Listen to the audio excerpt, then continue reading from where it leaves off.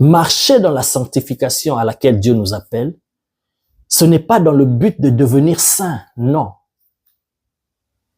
Comprenez très bien, c'est important. Si tu saisis bien ce que l'Esprit de Dieu veut communiquer, et si le Seigneur me fait grâce de communiquer pleinement sa pensée, tu seras délivré de quelque chose, d'une mauvaise conception et d'une mauvaise compréhension, et tu vas comprendre que la sanctification, c'est ta bénédiction.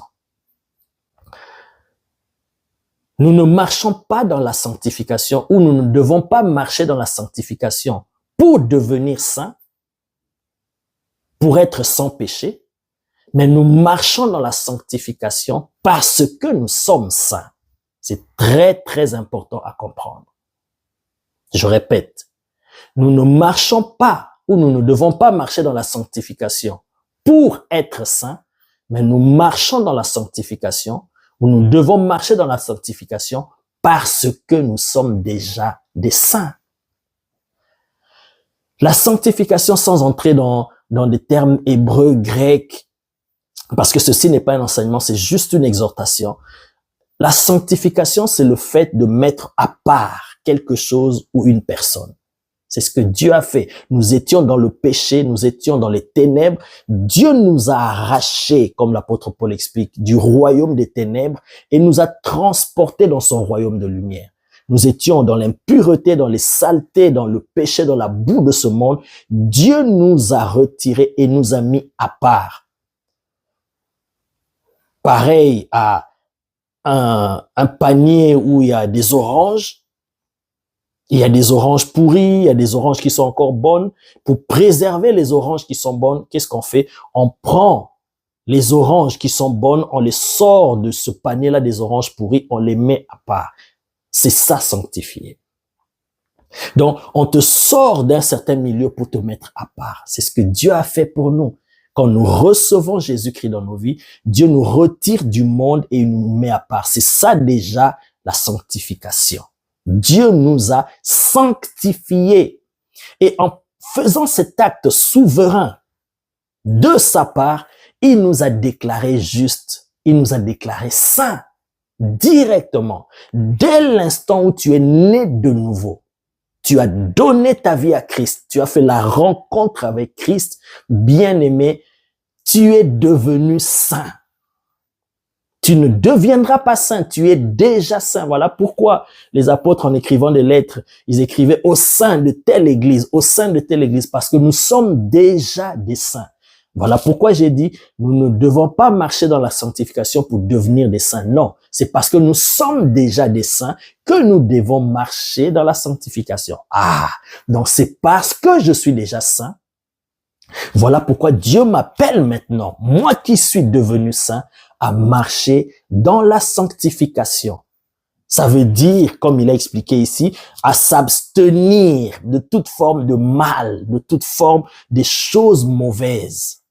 L'impudicité, l'impureté, la fraude, l'escroquerie, les vols, toutes ces mauvaises choses, toute forme de mal. Je résume ça en toute forme de mal. Ça veut dire, marcher dans la sanctification, c'est s'abstenir de toute forme de mal.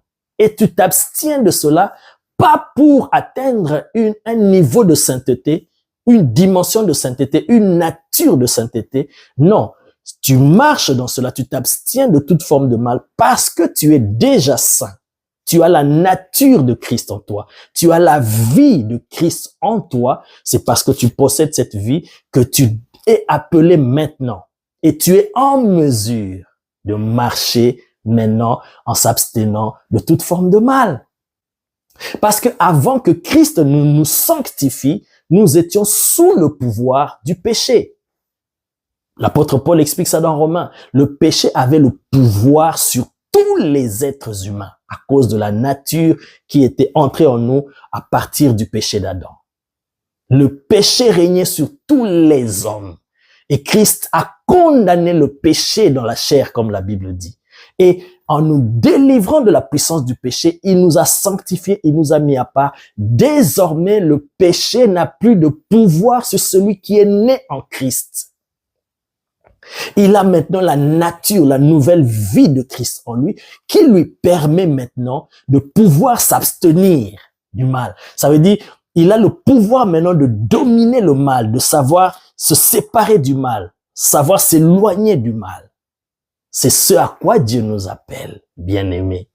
Alléluia. Je vais illustrer cela par ceci.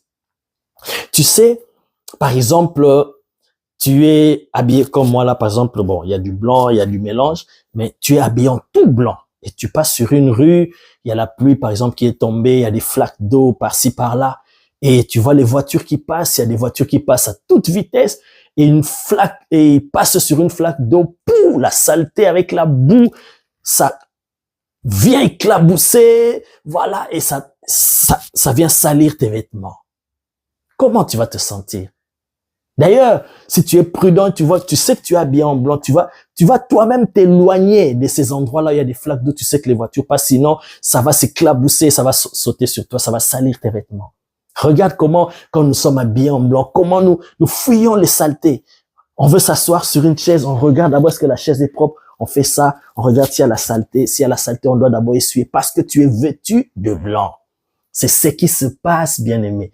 Lorsque nous donnons notre vie à Christ, lorsque Christ nous sanctifie, nous sommes revêtus spirituellement des vêtements blancs, blancs éclatants. Et dans notre marche maintenant, nous devons veiller à ce que nos vêtements ne se salissent pas. Pourquoi? Parce que nos vêtements sont propres. Et nous ne pouvons pas salir nos vêtements. De la même manière que nous le faisons dans le naturel, c'est de la même manière que ça doit se passer dans le spirituel. Vous voyez, quand tu comprends les choses de cette manière, la sanctification ne sera pas un fardeau, ne sera pas un joug qu'on doit mettre sur tes épaules comme un poids, comme une menace.